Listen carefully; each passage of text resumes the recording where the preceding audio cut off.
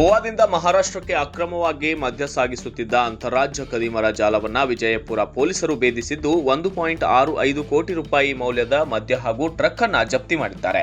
ಕೋಲ್ಹಾರ toll ಬಳಿ ಖಚಿತ ಮಾಹಿತಿ ಮೇರೆಗೆ ಕಾರ್ಯಾಚರಣೆ ನಡೆಸಿದಂತಹ ಖಾಕಿ ಪಡೆ ಟ್ರಕ್ ಅನ್ನ ತಡೆದು ಪರಿಶೀಲಿಸಿದಾಗ ಎರೆಹುಳ ಗೊಬ್ಬರದ ಚೀಲಗಳ ಕೆಳಗೆ ಗೋವಾ ಮದ್ಯದ ಬಾಕ್ಸ್ಗಳನ್ನ ಅಡಗಿಸಿಟ್ಟಿರುವುದು ಪತ್ತೆಯಾಯಿತು. ಇನ್ನು ಆರಂಭದಲ್ಲಿ ಟ್ರಕ್ನಲ್ಲಿ ಕೇವಲ ಗೊಬ್ಬರ ಮಾತ್ರ ಇದೆ ಎಂದು ಚಾಲಕರು ಪೊಲೀಸರನ್ನ ದಾರಿ ತಪ್ಪಿಸಲು ಯತ್ನಿಸಿದ್ದರು. ತನಿಖೆಯಲ್ಲಿ ಖದೀಮರು ಅತ್ಯಂತ ಚಾಕಚಕ್ಯತೆಯಿಂದ ಮದ್ಯ ಸಾಗಾಟ ನಡೆಸಿರುವುದು ಬೆಳಕಿಗೆ ಬಂದಿದೆ. ದಾರಿಯುದ್ದಕ್ಕೂ ಹಲವು ಡ್ರೈವರ್ಗಳನ್ನ ಬದಲಾಯಿಸುತ್ತಾ ಪ್ರತಿಯೊಬ್ಬರಿಗೂ ಪ್ರತ್ಯೇಕ GPS ಲೊಕೇಶನ್ ನೀಡಿ ಸಾಗಾಟ ಮಾಡಲಾಗ್ತಾ ಇತ್ತು. ಇದರಿಂದ ಬೆಳಗಾವಿ, ಧಾರವಾಡ ಹಾಗೂ ಬಾಗಲಕೋಟೆ ಜಿಲ್ಲೆಗಳನ್ನ ಯಾವುದೇ ಅನುಮಾನ ಮೂಡಿಸದೆ ದಾಟಿ ಬಂದಿದ್ದರು. ಆದರೆ ವಿಜಯಪುರದಲ್ಲಿ ಪೊಲೀಸರ ಬಲೆಗೆ ಬಿದ್ದ ಖದೀಮರ ಪ್ಲಾನ್ ವಿಫಲವಾಗಿದೆ.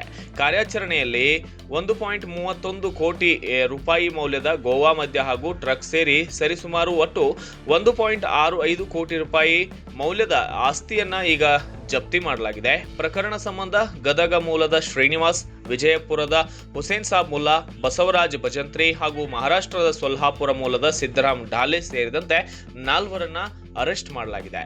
ಪ್ರಕರಣದ ಹಿಂದೆ ಇರುವ ಪ್ರಮುಖ ಕಿಂಗ್ಪಿನ್ ಹಾಗೂ ಅಂತಾರಾಜ್ಯ ಜಾಲದ ಬಗ್ಗೆ ಪೊಲೀಸರು ಹೆಚ್ಚಿನ ಎನ್ಕ್ವೈರಿಯನ್ನ ನಡೆಸ್ತಾ ಇದ್ದಾರೆ. Bureau report, Kannada Janashri news, Vijayapura.